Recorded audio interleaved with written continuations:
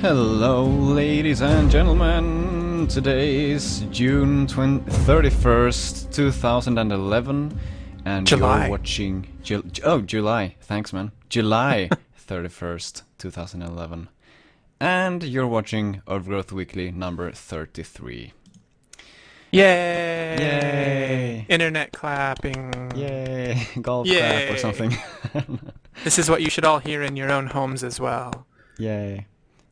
So I am Silverfish, and as usual, also here. Jeez is here every time or something, I don't know. Well, it's Anton. Hello guys, how's it going? Hey man. So today we have a pretty cool show for you guys. Excellent. It's an excellent show. We're going to start out as usual, taking a look at the latest alpha, and we're also, of course, going to take a look at a new level custom made in the community, and some really cool, interesting news items this week as well. So stay tuned for that. But let's jump right into Alpha 141, the latest one. So, Yes. this week. What's new this week? Okay, they updated Boost to 1.47. You're probably wondering what the heck Boost is. And yeah, Boost is a programming... It's a set of programming libraries, so it's nothing you'll notice, but David will notice that it's probably his libraries are better than they were before, I guess. So that's cool. Yes. I'm sure. I also got the feeling that it solved some weird error issues that he had. That his errors make more sense now, or something like that. Yeah, I think so too. But that's nothing that'll really affect us, but yeah, it's cool. It's good stuff. Fantastic. Yeah, it's fantastic. Next we have added abstract collision world. This is, well, if it is what I think it is, that means that they have a separate, like a separate model that they use for collision detection of everything. Yeah, I'm not sure actually. I'm afraid I don't quite get this one. Yeah, me neither. It's weird when they add items to the list that they don't explain in the video, and they just say it like added abstract collision world. I even googled it and it showed up like I googled it and they like the 10 first results link to this blog posts. So that's not very useful. Yeah, I don't know. But it's probably something like that. It's probably super cool. Fast hotspot and character collisions. Now this one I'm pretty sure that that means that he's made something that makes it really fast for him to know if a character is colliding with a hotspot. That's what I get as well. Which you sort of see in the video as he's moving in and out of those hotspots. Yeah, exactly, you do. Which, oh man, I spoiled the next line. I'm so bad about doing that. Jeez, Anton. Hotspot enter and exit events. Yeah, so now in the script, when you're doing Angel script scripting, you can... I actually did this. I did a small mod. I don't know, maybe it's not on the agenda, but I might show it later. Or maybe I'll show it very soon. That would be cool. Start up the game right now. Basically, in Angel script, you can now have events happen when you enter or exit a hotspot. The hotspots used to be very broken in the past, since they changed to AngelScript from just JavaScript. I think they only went for before. So now you can make your own hotspot object, and then you can add that to your level, and when you have that object in your level, you can use that in your AngelScript code. So whenever the character, any character enters the hotspot, it will send an event call to like AngelScript. So then you can, you can set up your code so that if a character enters a hotspot called blah blah blah, then this should happen, like X, like whatever. So that opens up a lot of possibilities. So yep. I'm just going to... There we go. see if my hotspot stuff still works. Let's hope it does. What I did was a very, very simple, an incredibly simple, what's it called? Oh, is the game crashing? I think the game's crashing. It's crashing. Okay. You did an incredibly simple checkpoint, right? Yes, exactly. A very incredibly simple checkpoint system. And the reason I was going to remove the character, let's hope that's not a bug in the game right now, that when you remove the character everything crashes, because that would be annoying. The reason I need to do that is I need to make sure that my character is character number 1, or no, character number 0 even, because otherwise my code won't work. So, you know, it's not really made to be used or anything. That's why I haven't talked about it on the forums or anything. I don't know why I removed that. But yeah. So let's remove the last character and then add a new one, and I think he should be the fourth one. And that's the player. Okay, so I've edited one of the hotspots and added my own one. So the one I edited was the checkpoint file. So let's just place that there. I have my own icon for it and all. Really cool. Let's add another one, and then I load external objects, and it is called bounds, and that has its own icon as well. So what happens is when I touch this thing, I'll create a checkpoint. So now I have a checkpoint here, and when I go into this thing, I get teleported to it. Wow. And that's basically all there is to it. So it's a bounds checkpoint system. It won't work like if you die or anything like that, but it was meant for... I wanted to make it for platforming levels and stuff like that. The problem is, though, I thought that when you edited these hotspots, this is kind of a bug, I think. You get this box, right? And you can resize this box. The problem is, no matter how big the box is, the actual active area stays exactly the same. So that's really not useful. Otherwise, it would have been very nice. You could place this one like on the entire ground, and whenever you fall down, you would just get teleported back to the last checkpoint. And you know that would be sweet. But yeah, unfortunately, that's not how it works. So hopefully he'll fix that, because it would be great being able to resize your checkpoints. Right.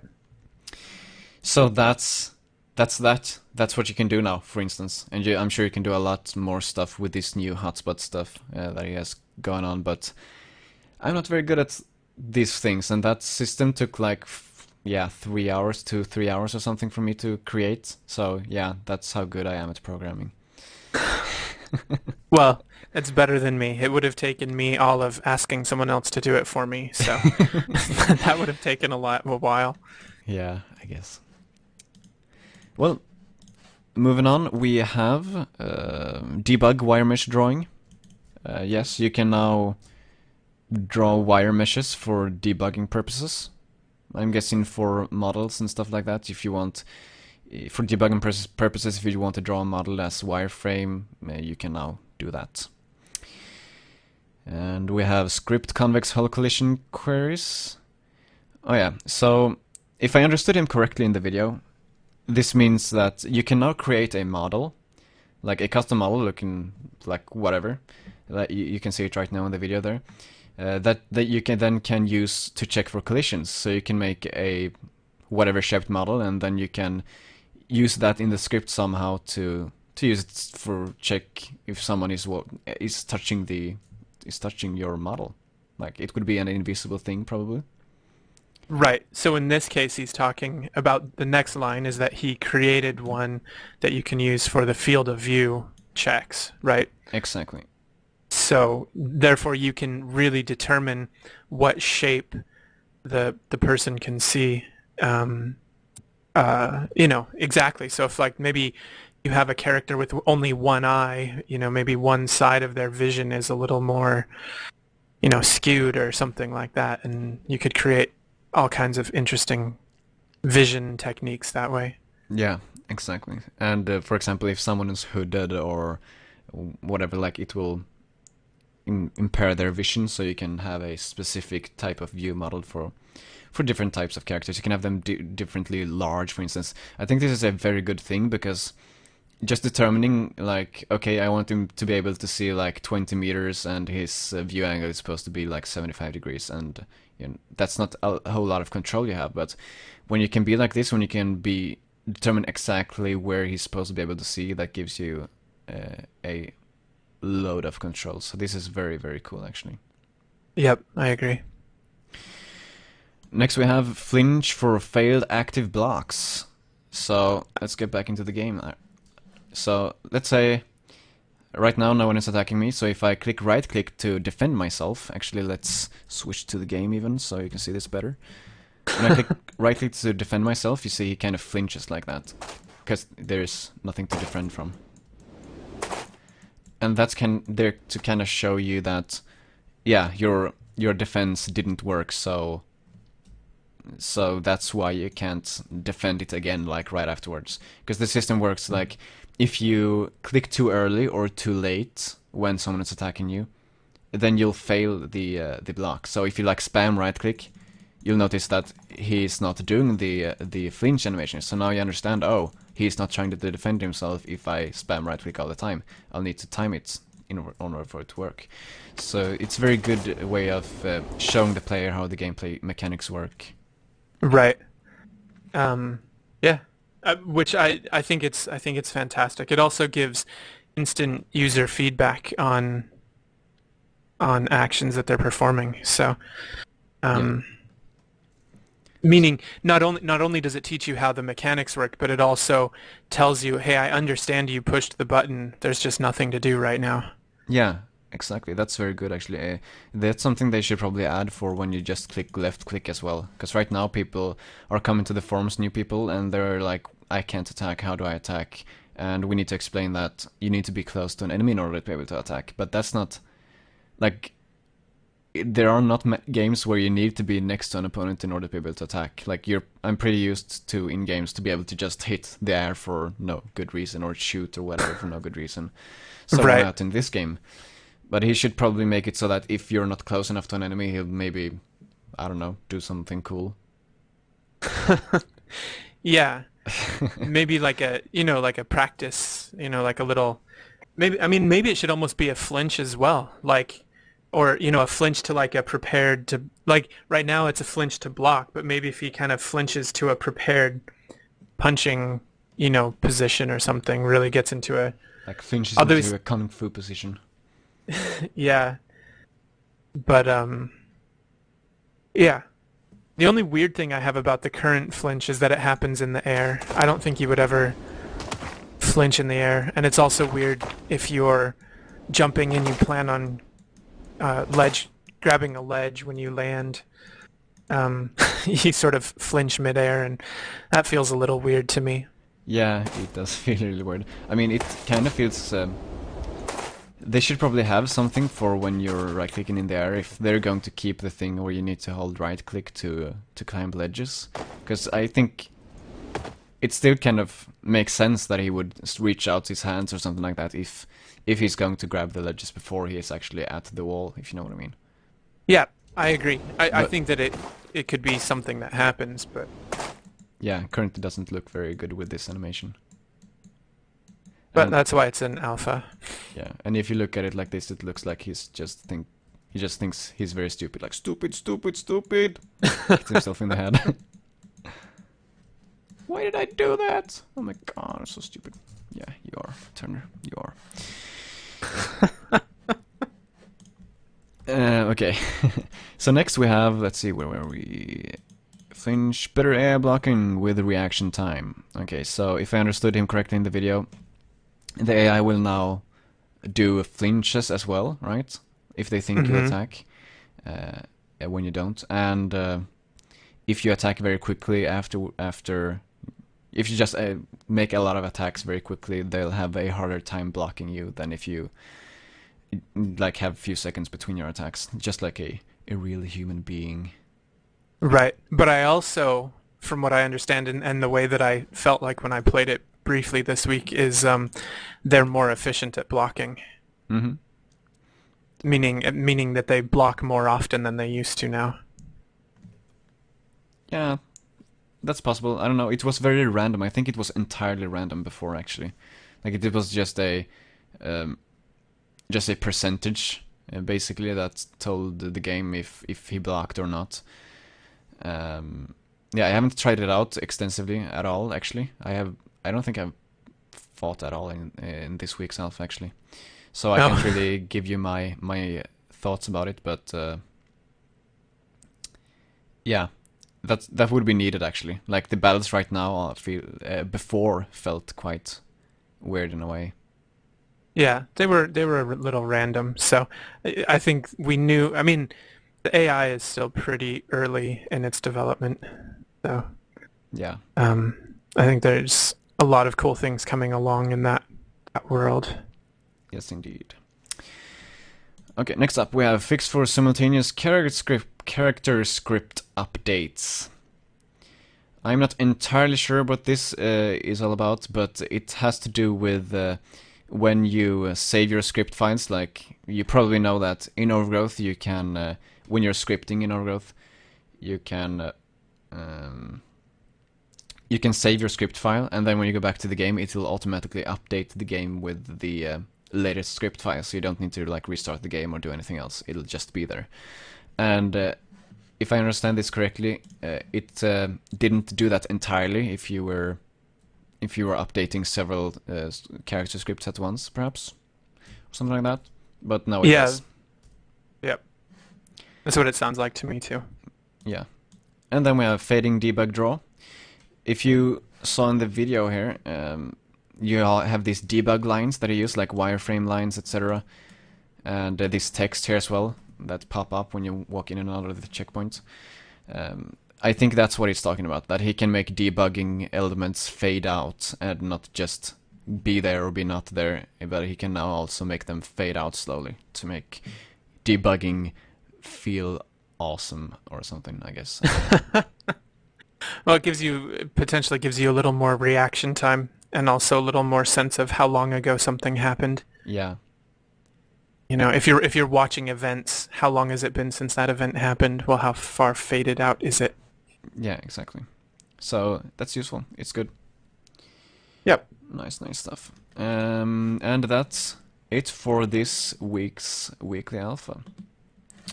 So that brings us out of the Weekly Alpha segment and into the community segment, where we take a look at what's been going on as of late inside of the community.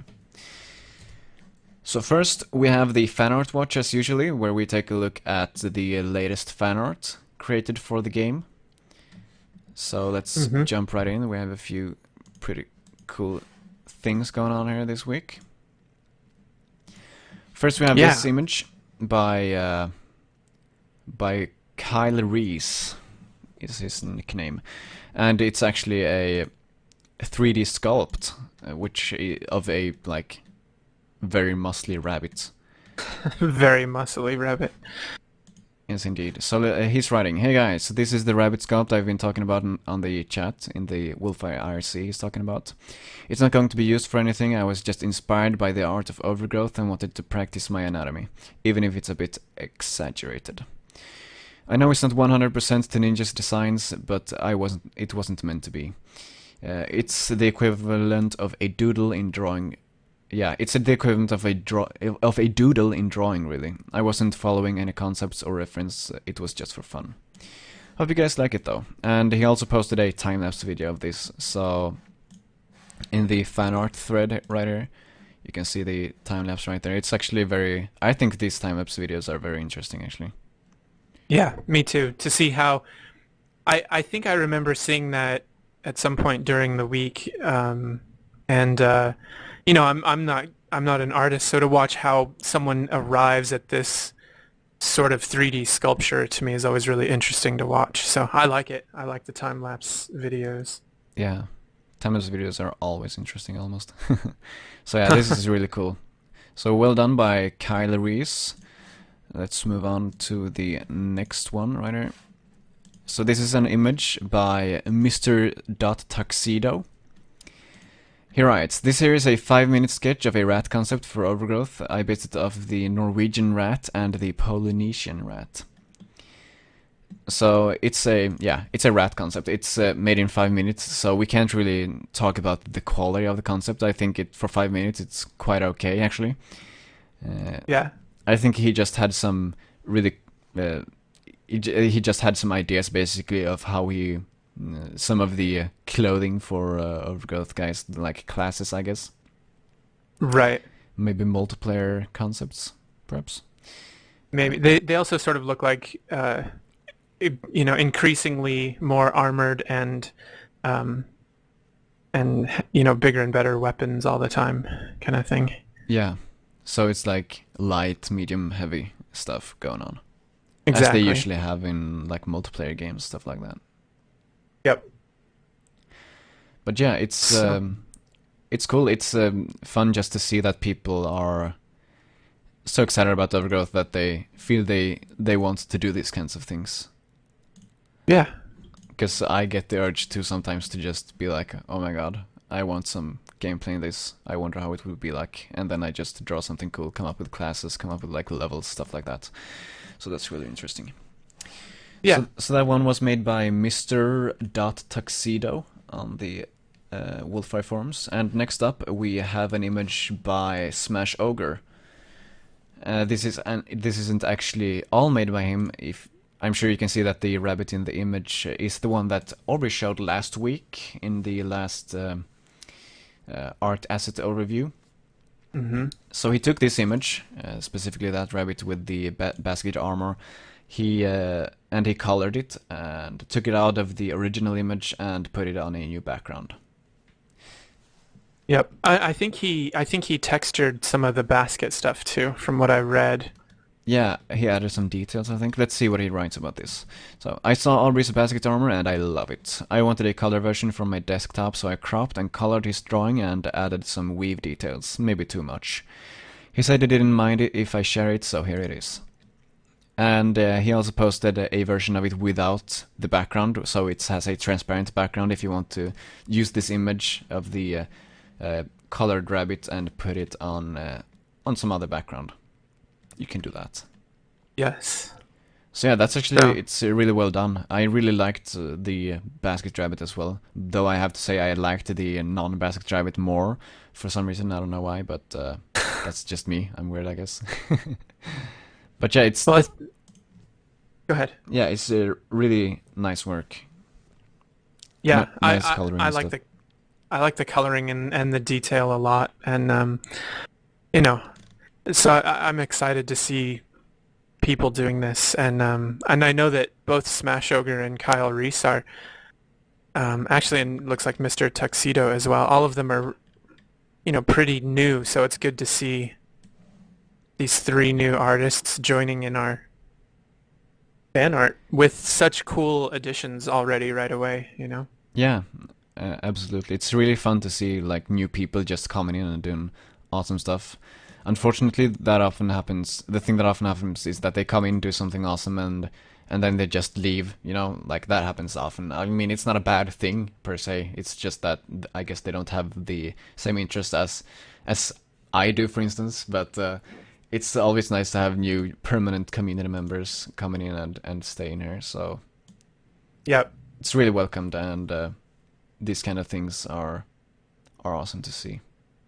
Excellent. And Kyle Reese is in our chat right now and says that he loves doing the art and there's more coming. He's not going anywhere. Yay, awesome. Hi, Kyle So, Reese, by the way. yeah, glad to show it off. So, Yes, indeed. And that's the end of the fan art watch for this week. So really nice work, everyone. We're going to keep covering the fan art thread, of course, which you can find in the Wolfire sub forum on the Wolfire forums, if you want to check it out for yourself. So let's move on. Next up, we have Corbane's custom characters. More on his custom characters. Lots of stuff going on here. First off, he has added a new poll where you can vote for what he's supposed to do next. We haven't covered this poll, right? I know he's changed it like twice before. I don't remember this particular poll. Yeah. So No. this time you can vote for boar, salamander, elk, raptor, like the recent fan art posting, if you remember that, of the awesome looking raptor. or Chuck Norris. And it looks like Chuck Norris is in the lead right now by 1 over the Raptor, which is cool because he's a human one. Personally, I chose the Raptor because he talked about, I think he talked about that this week as well, how it would be kind of difficult to make a human character. It would be a lot of work, you know, adding new animation, stuff like that, stuff that hasn't really been documented too well yet, and stuff that might change, so he might lose some work and stuff like that. So I was like, I'm just going to give him an easy time and go for the Raptor. But I would be very happy if Chuck Norris won and he creates a human character. Yeah. Yep. I think. Yeah. I agree with everything you just said. Awesome. So that's cool. So you should go and vote for, if you haven't already, just go to this thread and vote for which character you want. Boar Salamander, Elk Raptor, or Chuck Norris. And then, other than that, he's been having a lot of trouble with his Overgrowth installation, unfortunately, so he's getting all sorts of error messages. We've been trying to help him to reinstall it to get it to work, but it seems like he can't get it to work properly, and so on. So his other characters are not working as they should, unfortunately. That's too bad. Yeah, they're almost finished, their geometry, stuff like that. So yeah, really too bad. And he did try the torrent version and to remove the My Documents folder, and that didn't work.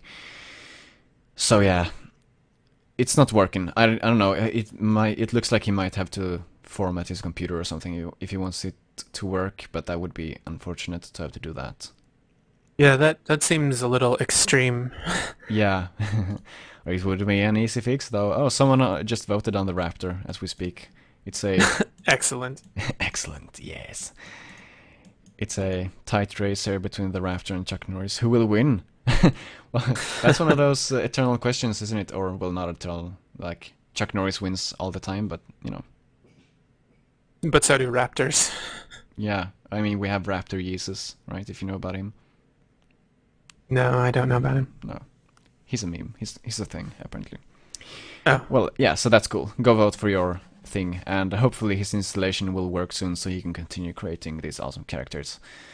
Because this is super duper awesome. He's the first guy who's really gotten a custom character into the game, and he seems to really like doing that, so let's hope he can go back to that as soon as possible. Yeah. So next we have Last Tab mod update. Okay, so Last made quite a while ago, like a month or two perhaps, he made a mod that he called his tab mod, where he added a bunch of new items to the game. Or, well, they weren't actually new, they were in the game, but he added them to the spawners so that you would easily be able to add them to the game. So let's switch to the game so I can show it off. So what he has done here is added new items that have been added since since he made his last mod, since he made the first tab mod. So let's take a look at this. And he added those to the O2 tab as well. So I've installed this mod here, and they can be very hard to find because there are so many items there, but you can see right here that I have these without any images, and those are new ones. These actually don't work. I don't know why. Most of them don't work, at least. Because yeah, go ahead. I was just going to say there's an update in the thread that says that he's added some pictures to the new objects, so that maybe you may actually be able to update that and get them working soon.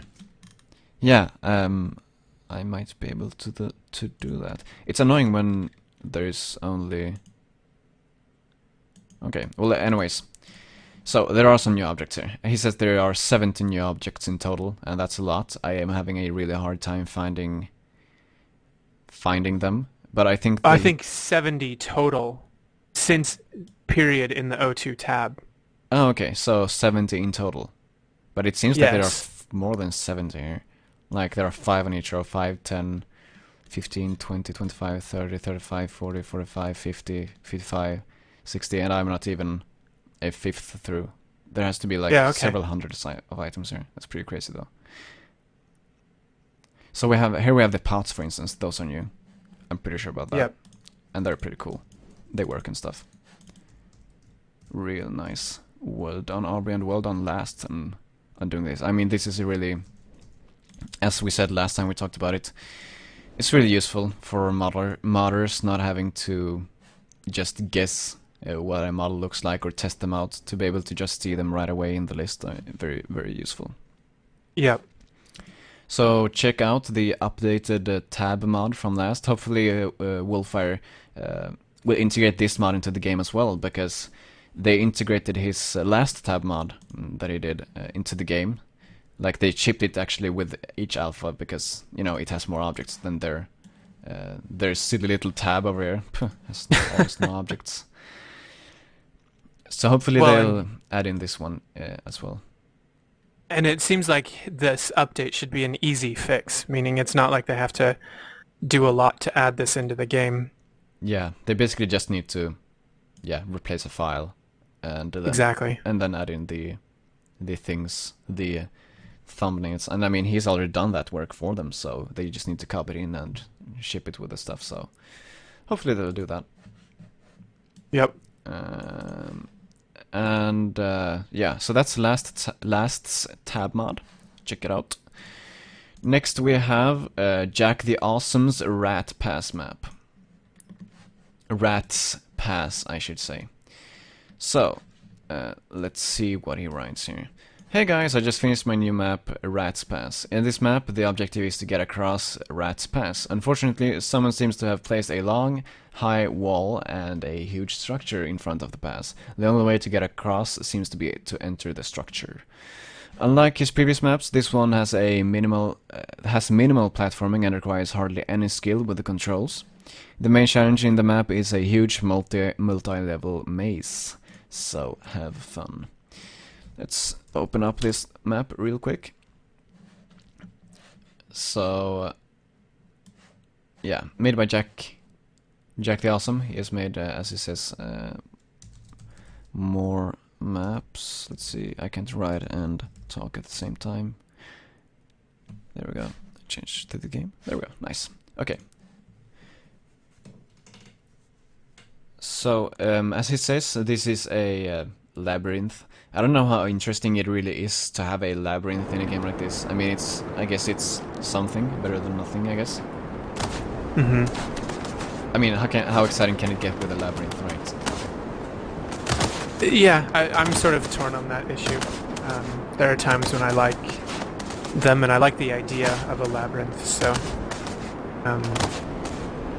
but certainly most people don't enjoy being lost. I think it kind of gets frustrating after a while.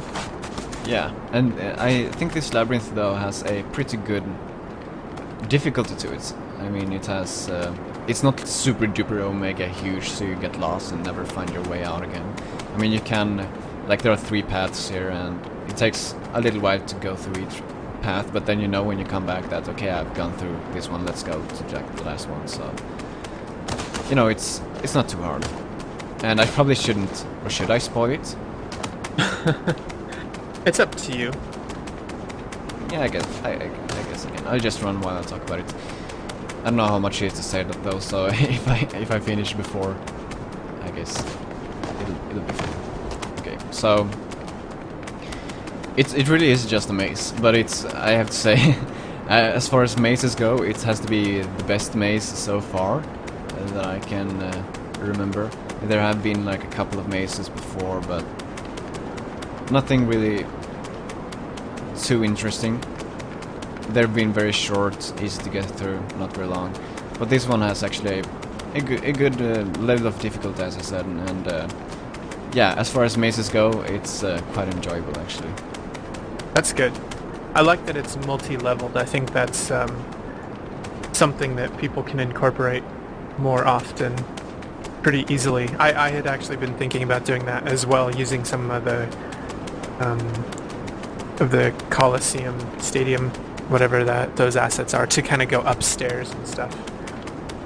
Yeah, I mean, it's a very good idea because it breaks the level down into manageable pieces for the player.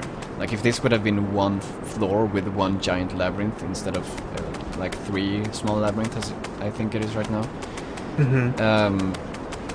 it would have been huge, and the player would probably have a very hard time to get through it. But now that it is like it is, Like it's quite, it has a good length to it. It's good difficulty, stuff like that. Oh, here's cheese, by the way.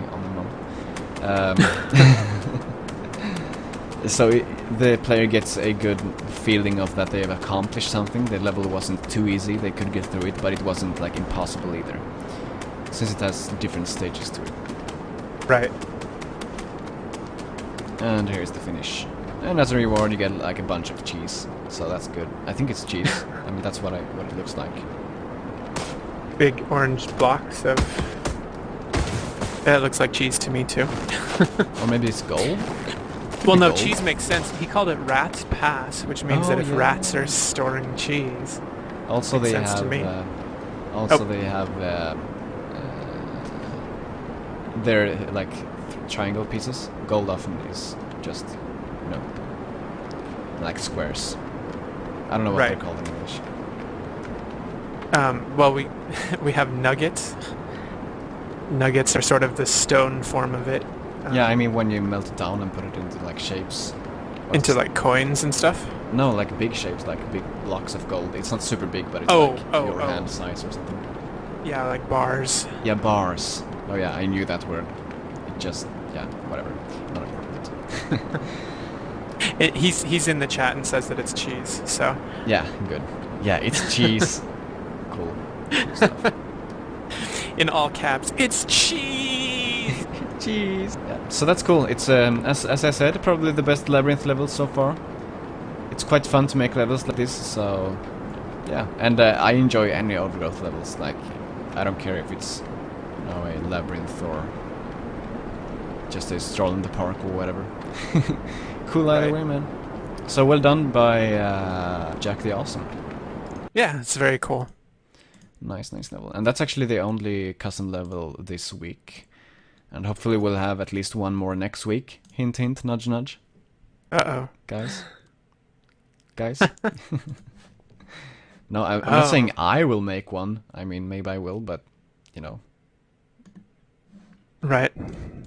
Yeah, so that brings us out of the community segment and into the side notes segment, which is where we just mention quickly mods and, you know, stuff that's worth mentioning, but we don't really have much to talk about because we probably mentioned it before.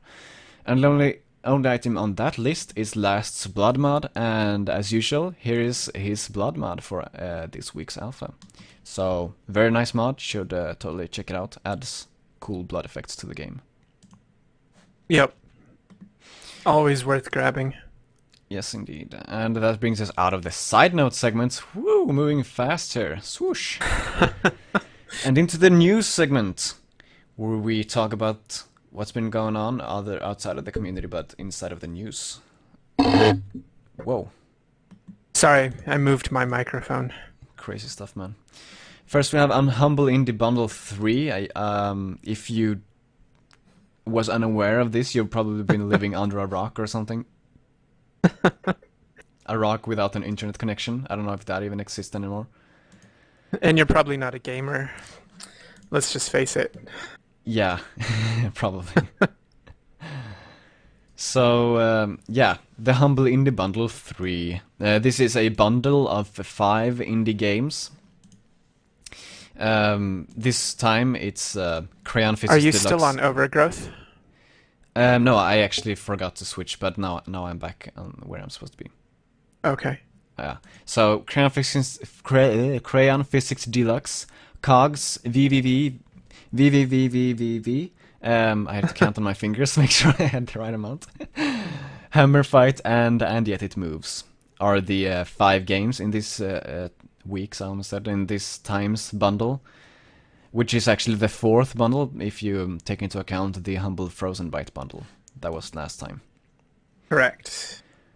So, the Humble Indie Bundle is, you can, so for these 5 games you get to pay whatever amount of money you want. You can pay $10, $25, $50, $100, or, you know, enter your amount. You can pay like Notch. You can be like Notch, pay $4,048.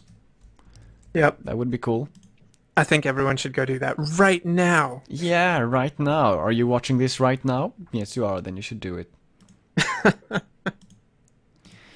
So that's cool. And then you get to choose, you know, how you want to distribute whatever your money like. Maybe you want the developers to get $4,048, or you're not a fan of developers or whatever. You can just select, yeah. So it's actually really cool. This system is very awesome. Yeah. And you can also gift it, so give it to your friends and stuff. And they're redeemable on Steam and Desura, which is also awesome for those of you that like those communities and achievements. Yes, indeed. And just mentioning Desura is becoming increasingly good, and it's getting an increasingly large catalog of both indie games and mods. So that's worth checking out. That's at desura.com. It's made by the guys over at ModDB and IndieDB, stuff like that. Yeah. So what's kind of cool about their thing is it's similar to Steam where they sell games, but it's also a mod browser basically for, if you have like 50 billion Half-Life 2 mods, you can run them all from within Desura just like they were a game. Yeah. So that's pretty awesome. And not only can you can not only run them from within Desura, but they have like a Steam store, but for mods, and they're of course free. So let's say you want to play, I don't know, like some mod that's not on Steam. Yeah, there are a lot of mods on Steam, but yeah, whatever mod, they almost any mod that has a high enough quality will be accepted onto Desura. Like for example, I have no idea how to install a mod for Mountain Blade. So I can just go on Desura, search for Mountain Blade mods, find a cool mod, click the install button, and it'll download and install that mod for me, and then I can just run it from Desura as well. So it's actually very, very awesome like that. Yep, super convenient. Indeed. And hopefully they might have Overgrowth on it, maybe? Like, I mean, of course they'll have Overgrowth, the game, on there, but maybe you'll be able to install mods for Overgrowth on Desura as well. That would definitely be very cool. Yeah, it would be. Like, I'm thinking they've been talking about having an in-game mod browser, but perhaps this could save them some trouble. I don't know. Yeah, or perhaps, their in-game browser could just load a Desura page because they have their web browser in the game. So if you can run a Desura module inside of Overgrowth, that would be another way to run it. Would be awesome. And also, like, there are several ways to solve this. They could also make the game register like a file format so you can download, like, a mod is a file that you download, and then when you start it, it will automatically start Overgrowth, install the mod for you and stuff like that. And that would mean that you would be able to do it from within Desura as well. Yep. So, for those of you who haven't, go download Desura right now. Yeah, it's super duper awesome, and that's at desura.com. Yeah, check it out, man. And you can log in with your IndieDB/ModDB account, so cool stuff. And that's that for the Humble Indie Bundle 3, but we have some more Humble Indie Bundle 3 stuff, related stuff, which is Spirit's Humble Indie Bundle 3 stats. So a guy named Spirit, I don't think he is a long time like community member or anything like that really, but he's obviously interested in the bundle. And he was in the IRC, and he told us about this stats page that he has made about the Humble Indie Bundle. So every 5 minutes, he's been picking like stats from the Humble Indie Bundle web page, and he's put them into nice graphs like this. And this is not reachable from any like good URL or anything like that. So you need to find just go to this IP address right there. I've linked it in the agenda if you don't want to type that in manually. And if you're watching this from some archives somewhere after the live show or after the Humble Indie Bundle 3, chances are that this page will not be available for you, because I don't think this is a permanent thing he's doing. Probably not. But right here you can check out some interesting stats about the bundle anyways. You can see how it's spiked, like the purchases per 5 minutes spiked really high in the beginning. And the money per 5 minutes spiked as well. You can see it was really interesting, like the average numbers right here. I know in the beginning you could see, for example, right here, I think that spike right there is probably when Notch contributed, because in the beginning in the beginning when not many people had bought the game, and a large contribution, like I think he contributed like $2,000 to begin with, that would like seriously shift the average up quite a bit. So there you can see Right. Notch's contribution there, and a bunch of other spikes as well. So this is quite interesting stuff. And judging from this, these stats, the Humble in the Bundle is currently getting around 100, perhaps $200-300, perhaps per 5 minutes. Just bringing in like about there. This line here Right. is $1,000. Down here is $0. It's like a bit under half, like $200 perhaps, something like that. Yeah. So it's still bringing in a bit of money, and you can see here like the daily flux and stuff like that a bit. That's really cool to see. So I don't know if I guess Wolfire are getting their own stuff, or not Wolfire, the Humble Bundle Incorporated, right? Yes. Those guys, I'm sure they're getting their own stats. I hope so, at least. Otherwise, maybe they can use these to like show off some cool figures. I'm And pretty sure they're getting some stats. yeah, I'm pretty sure of that as well. But this is cool. It updates every 5 minutes, so yeah, check it out. Cool stuff for Nice. whatever time it's going to be there. Right. So that's Spirit's Humble in Bundle 3 stats. Next up we have Overgrowth works in Virtualbox. So, this guy on the Circuit Pre-Order forums, called Token, tested Alpha 141 in Virtualbox 4, and so this is basically like if you're running Linux, it's my guess, right? Virtualbox is a Linux thing. I think so. It might be from Mac as well, and maybe from Windows as well. And so you can, if you have Overgrowth and you can't get it to run through Wine, it's possible to get it to run through Virtualbox according to Token with a few glitches, but it's running and you can fight and stuff like that, but the shadows were a bit weird or something like that, and the FPS is probably much lower than it would be on a native system. But that could be a alternative, even though I think if you have Virtualbox, you still have to buy Windows, I think, in order to use it.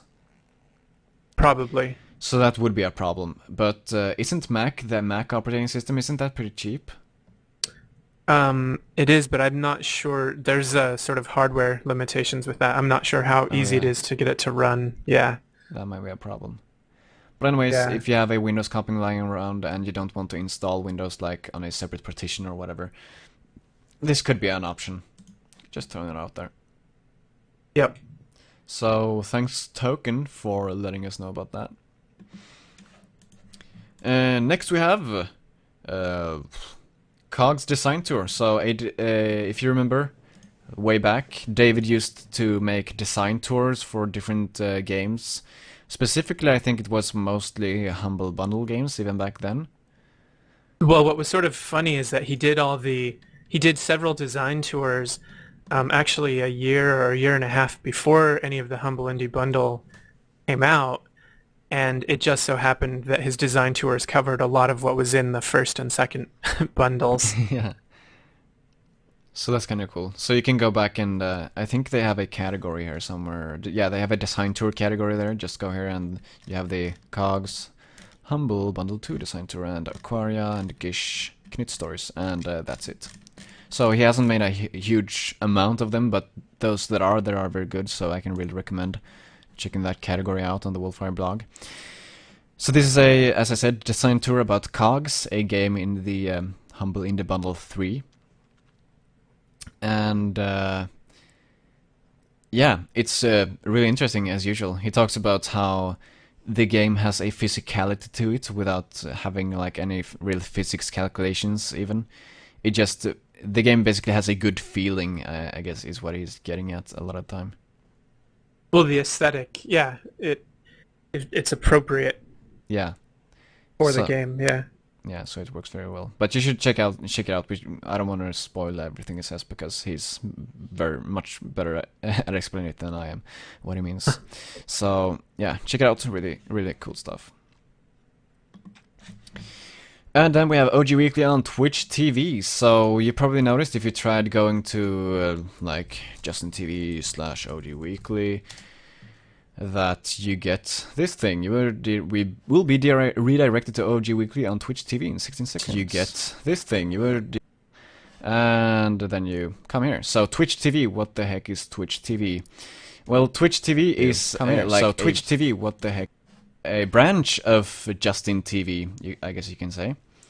Because they had so many gaming channels on Justin TV, they decided they would make a separate website for all the gaming channels, just so they would have like one place where all gaming stuff is.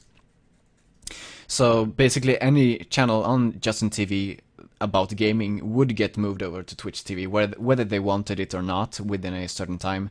You could be like, I don't want to be on Twitch TV yet, but then you would eventually come to Twitch TV anyways. So I decided to just go to Twitch TV right away because it looks better at least. And it's really cool. I think it'll make it easier for us to get found, perhaps. I don't know. You can like browse streams by game, and on the front page here you have like the most streamed games and the biggest streams right here, the 5 biggest streams. So yeah, Twitch TV in general, very good initiative, and I'm actually glad I'm here on Twitch TV. The smileys look cooler. Check it out. Check that smile out. It's pretty cool. It's super robotic. Yeah, it's a robot monkey, I mean.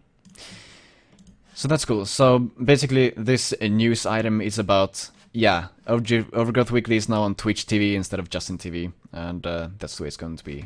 I'm going to replace the Justin TV thingy here with the Twitch TV one, so you get it redirected correctly and all that in due time, but it's nothing really important, so it'll probably happen eventually. But yeah. Yep. Twitch TV, thumbs up. And then we have Overgrowth Weekly post-show game nominations. So as you probably know if you've been watching Overgrowth Weekly for a while, we have a post-show game session. Yeah. Post-show game. Makes sense. Yeah. And that's basically after every Overgrowth Weekly, we dedicate 30 minutes to playing a game that's not Overgrowth or Wolfire related at all, necessary. And I've been playing Amnesia for the last 14 episodes, I think. So that was fun. That was, I think, almost the first game that I did in the post-show game sessions. But now we decided that it would be cool to get your suggestions, because it's obviously not easy to find very good games to use as a post-show game session. It needs to be a good game. It can't just be any game. And the best way for us to find a game that people want to watch is to just ask you guys. So if you haven't already, you should go to this topic. It's linked right here in the agenda, the last one right there. Or you just go to the Wolfire forums and it's right there. And nominate your favorite games. So if you have any games that you think we should play in the post-show game sessions, it could be any game. It could be a co-op game. It's actually better if it is a co-op game, because that means that Anton and I can play in the post-show game session. And that's good, right? Yes, I agree. Or if it's a community game where we could get everyone to come and play at the same time, if you want to actually play with us at the end of the show. It would also be an interesting concept. It doesn't have to be like... I mean, co-op is, of course, preferred because... I don't know, it's just better like that. Cooperating is better than killing your friends. Killing your friends. Even though I really enjoy cooperative games, it's just less competitive when it's cooperative, so it's easier to just, make jokes at each other and stuff like that. I just have a good time. Yeah, I agree. So, yeah, co-op games are a plus. And I mean, the more the merrier, so big co-op games, good, because you guys can join us as well, so that'll be awesome. But basically, it can be almost any game.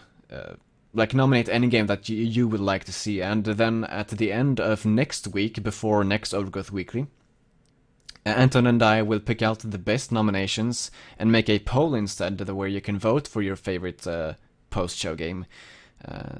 So if you don't nominate it now, it probably has zero chance of showing up in the poll later. So you should take this opportunity to recommend a game you think would fit very well, and you can recommend as many games as you want. You can like link videos and stuff like that as well, because and any information, like if you have any motivation for why it's a good game, that's good as well. It's just, yeah, we want to find very good games to have in the post-show game session. That's basically it. Right. So check that out. It would be very good if you could give your suggestions. Cool. And that is the end of this show, actually. So, I would like to thank all of you for watching. Of course, go to ogweekly.com for all the links, the agenda, and the countdown for the next show. Thanks everyone for watching once again, and we will see you guys next week. See you guys. Have fun. Bye bye.